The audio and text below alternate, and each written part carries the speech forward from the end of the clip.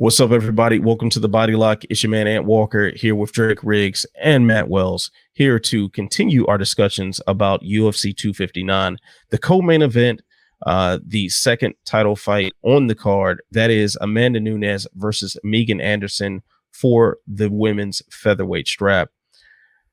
This is a fight where Vegas is not giving any sort of respect to Megan Anderson, former Invicta champion. Fellas, we're looking at, I'm looking right now at plus 850 for Megan Anderson, and I'm seeing minus 715 for Amanda Nunes. Are the odds reflective of Anderson's chances to capture the UFC's featherweight belt? It's hard to say that they aren't in a way, right? Because of just how incredible Amanda Nunes is, right? The female GOAT, one of the GOATs overall, period. You know, we talked about this recently. You guys can check that out here on the channel. She's one of the best to ever do it, right? And then Megan Anderson, of course, one of the very best featherweights in the world today. I guess you could say ever, but of course the history there's not a lot to work with. Unfortunately, that's just how it is. Everybody has their opinions on the featherweight division as a whole. We can always get into that, and it'll take us a while to, sort everything out because the UFC hasn't even sorted it out themselves. But, it's always whoever beats Nunes will be a very big upset, right? But anybody at featherweight that does it is going to be a very big deal as well. As for this fight and how it will go, it's going to have to be Megan Anderson winning. She's going to have to, a win for her will come in the first or second round, I think. She needs to, her strength is her striking. She's very good at striking. Of course, we've seen these new wrinkles and improvements in her grappling, but not against the level of grappler that an Amanda Nunes is or anybody of that sort. Megan's best chance here, I believe, would be to be aggressive, really get in Nunes's face as quickly as possible, try and make her uncomfortable, but at the same time, she can't be overly aggressive and then get taken down potentially, because that's where she does not want the fight to go whatsoever. Despite her improvements, Amanda Nunes is continually, I don't want to say she's forgotten about in terms of her great grappling, as we've kind of seen it in more recent fights, but people still think of her as this monster who's knocking people out on the feet, which does happen. That's just how good she is everywhere, right? So Megan's chance is on the feet. I think that's pretty much undeniable. Anybody can land that one shot. As for Amanda Nunes, I feel like you don't have to talk too much about what she can do because we all know she can do everything, as I just said right there. But, when it comes to this moment and where we are in each of these fighters' careers, this is something that for Megan Anderson was supposed to come a long time ago. Her debut in the UFC was supposed to be a UFC title fight against Cris Cyborg. Never ended up happening for reasons. And then this fight was even supposed to happen earlier than right now. But then Nunes had to, back out for whatever reason we actually don't know the reason for. As for the case with Megan and the other one, actually. So she was supposed to get this opportunity a lot earlier. She's had extra time to prepare for this fight now, but as has Nunes. Nunes is a mother now, so a little bit of, is that a distraction or even more motivation? We will find out. I think that we are getting closer to the end of Nunes's career, especially if she keeps winning. Like, what else does this woman have left to prove besides maybe getting more title defenses than Ronda Rousey? I don't know. We will find out soon enough, I'm sure. But with all that said, you guys, I just have a feeling I'm going to put it into existence. I already have done this. As Ant and I have been doing the Fightful media picks. Megan Anderson gets the knockout, the upset over Amanda Nunes. And if she does not, I will get a tattoo of a goat on me. There you have it. So, Matt, does Drake just want a tattoo of a goat on him? Is that the moral of the story here? Pretty much. I have a feeling he's been eyeing this tattoo for a while. He's like, you know what? I'm just going to attach it to this bet. You got a design attached to it already, Drake. You got it designed out. You know exactly where it's going to go. I do now. All right. Yeah. It's happening, though. My goodness. So Matt, are you feeling Drake's confidence here in Megan Anderson? Do you think the upset happens outside of a freak, like, left hand out of nowhere from hell, while Amanda is just piecing her up? I just don't see it happening. I mean, MMA math is not a thing that we should really, trust or anything like that. But when one fighter has ran the gauntlet to the tune of being considered the GOAT in the women's divisions and 2 women's divisions, and on the other end, you have someone that lost to Cindy Dandois, we're not talking about the same thing here. And I know that the loss was 5 years ago or 6 years ago now. And she's obviously gotten a lot better since then. So not to disrespect Megan like that, but that is something that's on the record. But in her more recent 2 losses, those were also against 2 competitors that, Amanda Nunes kind of handled with relative ease, so to speak. I mean, Felicia Spencer took her to the end of the fight, but I think that was more so Amanda Nunes wanting to get some time in there, because she's been having short fights for the most part, outside of the Germaine de Randamie fight. Shout out to my favorite. But yeah, before that, you look at Amanda Nunes. She had 2 first-round fights in a long period of time, and it's just like, she needs someone who can go in there and hang with her. And I don't know if Megan is that competitor. And to touch on what Drake mentioned about, the Cris Cyborg fight being Megan's first fight in the UFC, I do recall Megan saying she just really wasn't ready, and that's why she withdrew. So she needed that was time prior to that. Prior to that, okay, Invicta. Because if I'm remembering this correctly, like she was kind of picked as one of the people that could potentially face Cyborg in Invicta before she made the move over to the UFC. So there's been, it's kind of interesting. I mean, if the upset were to happen, the parallels are kind of there already for from what Nunes did to Cyborg. I mean, Nunes was brought into Strikeforce as someone that they thought could potentially fight Cris Cyborg. Ran into some bumps along the road, but she eventually got to that fight and did exactly what many people thought she was capable of doing, and that was dethroning Cris Cyborg. So it would be sort of poetic justice even if that same sort of thing were to happen, that someone is picked early on as a potential for this belt, and they go through the bumps on the road. They learn their lessons, they improve, they get their opportunity, and they make the best of it. That would certainly be a sensational story. Unfortunately, I just don't see that as the possibility here. And it's more so just looking at the X's and O's. One thing about Megan Anderson, she is definitely a good boxer. She's very good, nice with her hands. She can piece somebody up. She can put some lights out. I was there for I want to say when she knocked out Charmaine Tweet. I think I was at that fight, and yeah, it was pretty violent. Like she's very, very good. However, she's also quite the defensive liability.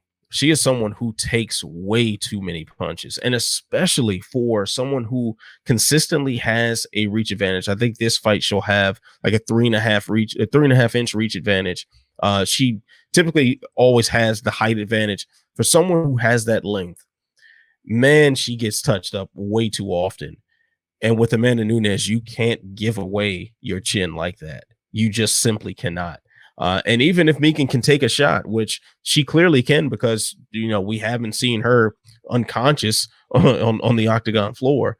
But man, I think we're going to see it this time, unless her defense is drastically improved.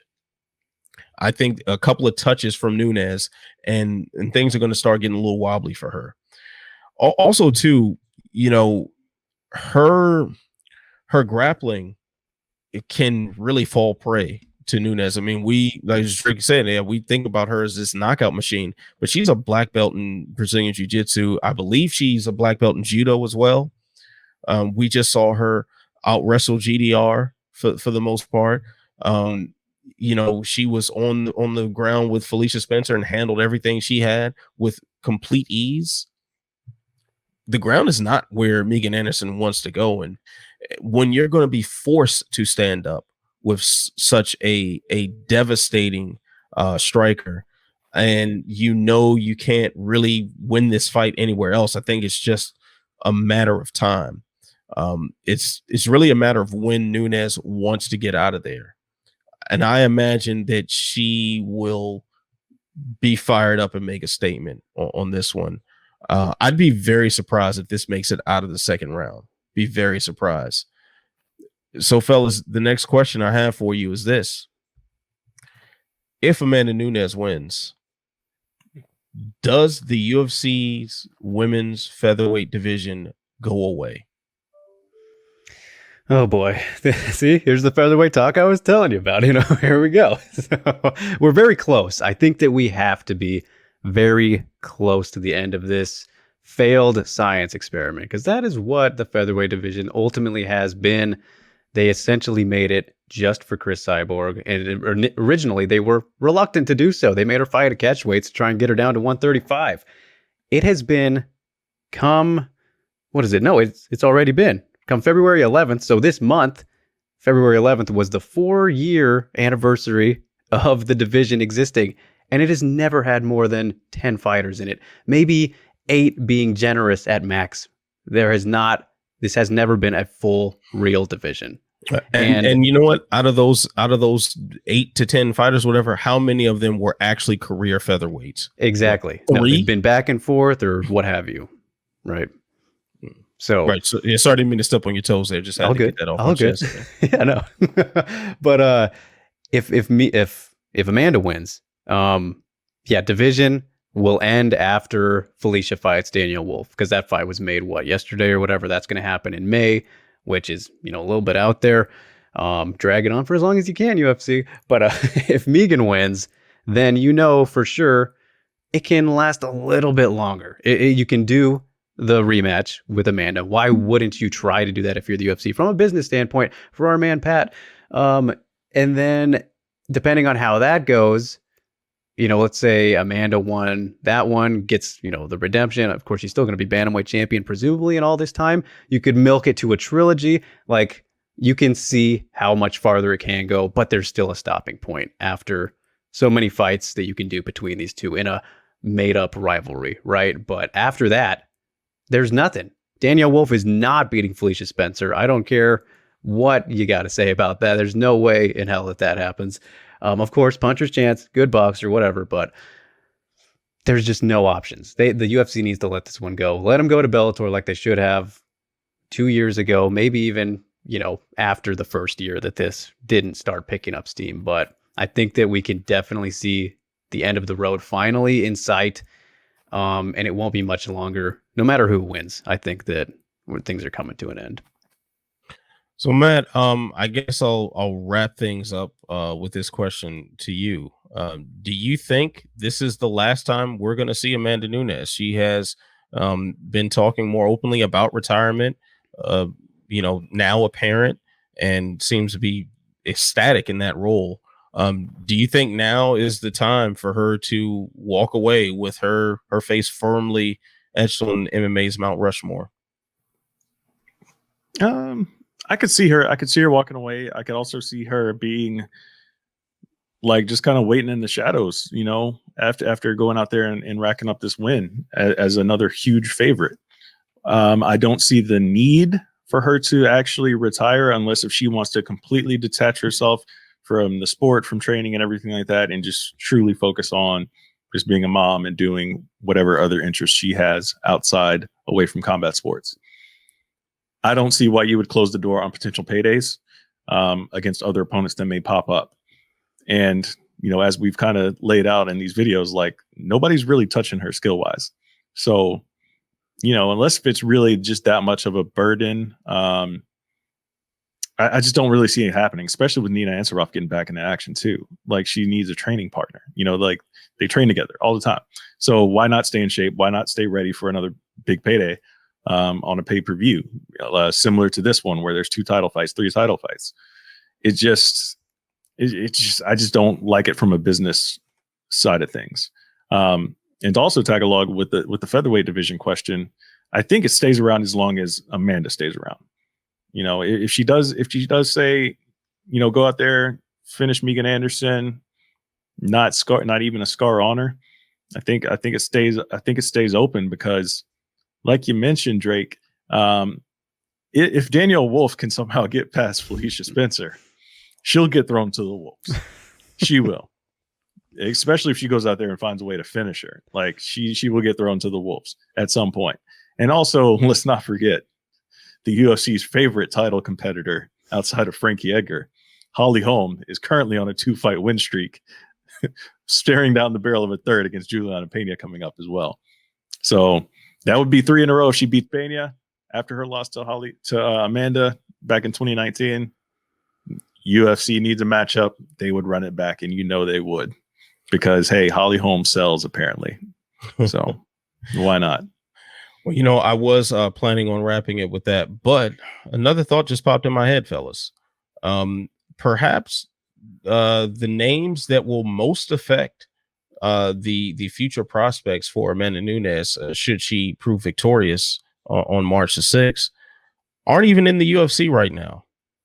And that's Kayla Harrison and Clarissa Shields. I mean, do you think she sticks around to get at least one of those names on her resume?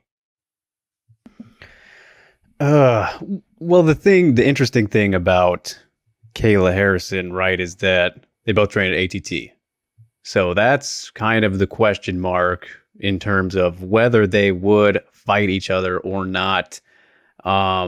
It would be simply out of that competitive spirit, right? They are both super ultra competitive athletes. Of course, Kayla, highest level of the Olympics, 2-time gold medalist, all that. She, I would imagine, wouldn't have an issue doing it. And then Amanda, she's the double champ. She's the GOAT. She's going to hold her ground. You would think it'd be possible, but... Yeah, and we've seen ATT go against itself quite a few times. Right. Very true. But then the thing is, Kayla, coming from this start in her career in the PFL, making $1 million. She's making millions, right? Winning these tournaments against who she's beating, you know, let's leave it at that. Would she, you know, take that pay cut essentially? UFC is probably not going to give Kayla Harrison $1 million to come over to the UFC and, you know, take on Amanda Nunes or what have you. I think that it would be more lucrative and just a probably better move overall for Kayla to go to Bellator instead. You know, if she was to go for one of these two options, Cyborg or Nunes, which one is going to have, you know, not lower risk, high reward, because, you know, Cyborg's still very much a very tough opponent and a big challenge. They're both huge challenges, but which one pays off for you more? I would think Bellator would be more willing to shell out some money on that side if Kayla would care about that, lining up, you know, to be in line with what she's already been getting compensated. So that's how I feel about that situation. But then Clarissa Shields, that one's very interesting as well, because she is also in the PFL, not in the tournaments, but you'd imagine she'd be doing, you know, getting paid pretty decently as well. 2-fight contract with PFL, and this is a name that has been floated through the lips of Amanda Nunes several times before. They are definitely on one another's radar and have been for the past couple years or so. Yeah, after the GDR rematch, you know, at UFC 245, everybody was mentioning that because she was there or whatever. Nunes didn't sound super interested. She was like, yeah, she better know how to wrestle or whatever. Like, she's not going to be stupid about it. So, I don't know. I think that could be possible. I wouldn't want to see it until Clarissa Shields got a whole lot more experience under her belt. But either way, I think that is probably a more likely option, more realistic to happen than Kayla Harrison fighting Nunes. Let's leave it at that. All right. So any last thoughts on this whole discussion, Matt, before we wrap things for real this time? It's Amanda Nunes' world, and we're all just living in it. All right, well said.